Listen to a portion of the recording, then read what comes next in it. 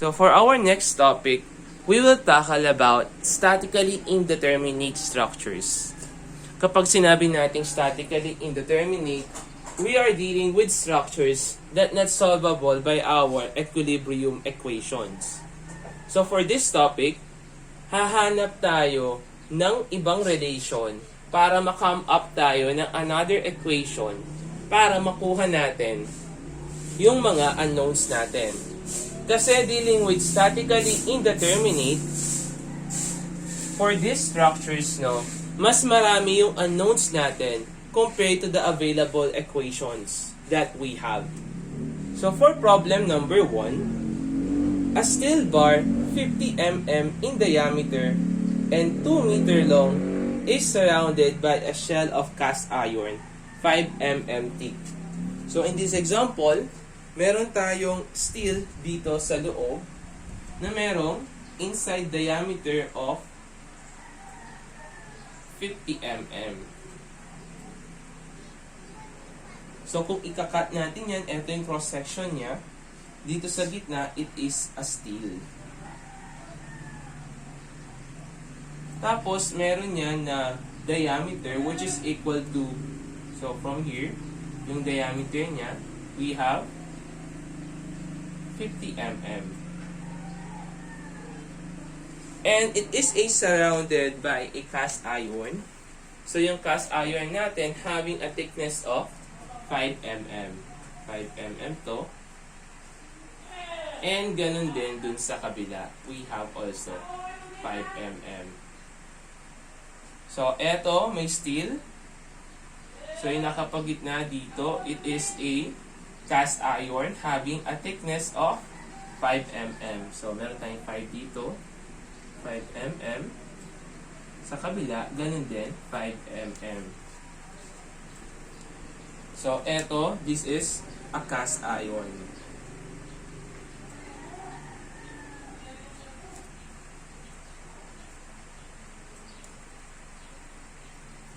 Compute the load that will compress the combined bar of a total of 1 mm in length of 2 meters. So, makakaroon daw tayo dito ng load wherein i-compress niya yung material natin. So, kapag sinabi natin compression, meaning to say, mag-shrink yung material natin. So, for this example, meron tayong application dito ng load. So, let's say, ito yung steel natin. Tapos, ito yung cast iron natin. Then, meron tayong compressive load na maa-apply dito sa material natin that will na magsishrink yung material natin na 1 mm.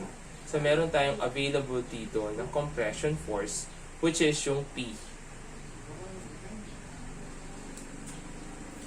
So, we have a given for P, for E, for steel. So, for steel muna tayo, For steel,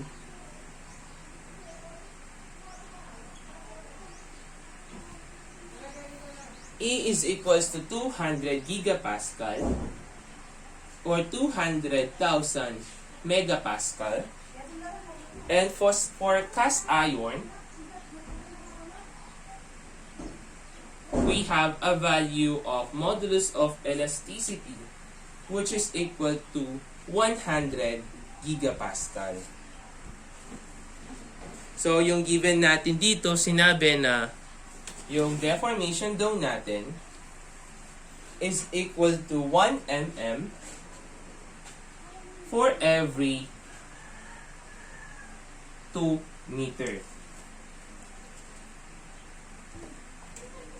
So, yung hinahanap natin dito is the value of your total load na i-a-apply dito sa material natin. So, let's denote that as P sub T. So, hahanapin natin yung value ng P sub T.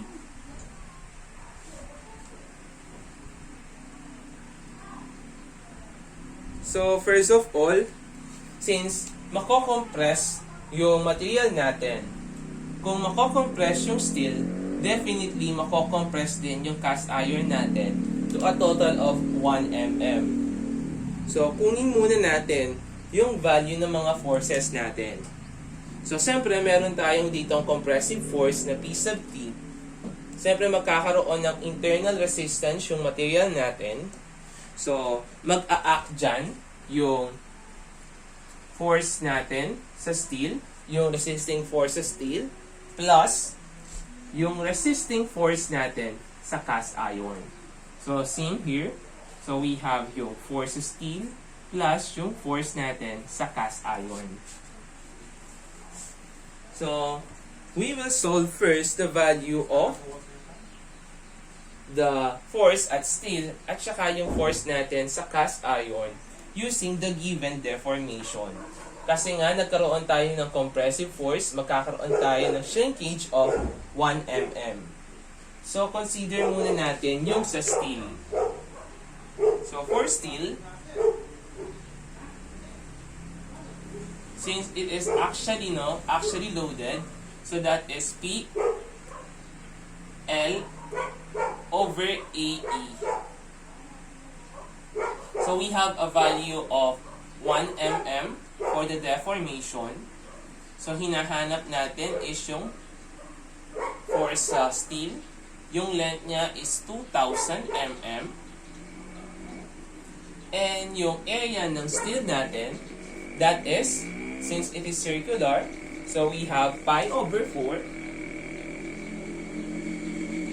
50 squared multiplied by the modulus of elasticity, which is equal to 200,000 Newton per mm squared, or 200,000 megapascal.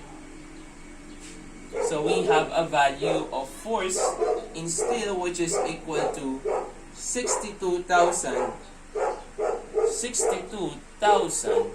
pi Newton. So same application lang. So kunin naman natin yung force natin acting sa cast iron. So for the deformation in the cast iron, so we have yung force sa cast iron, yung length sa cast iron, all over yung area niya, and at the same time, yung modulus of elasticity. So we have a given deformation which is equal to 1 mm. So hahanapin natin yung P sub Ci natin.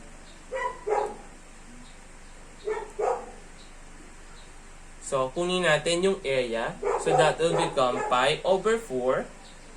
So, yung outer diameter natin, yung total niya, from here hanggang doon, that is equal to 50 plus 5 plus 5. So, we have 60 mm.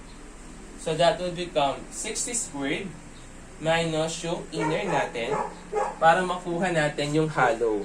Kasi yung goal natin is makuha yung area na to. So, yung outer minus inner.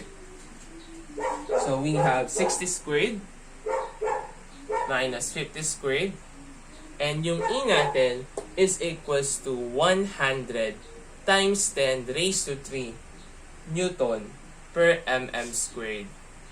So, we will have a value of the force on acting on cast iron which is equal to 13750 pi Newton. Since hinahanap natin is the value of the total force acting. So, pag-add lang natin sila. So, the value of the steel is 62,000 pi Newton plus the value of cast iron na 13750 pi Newton. So, the value of your total load is now equal to 76250 pi Newton or 239,546.44 newtons. So this will become our answer for problem number 1.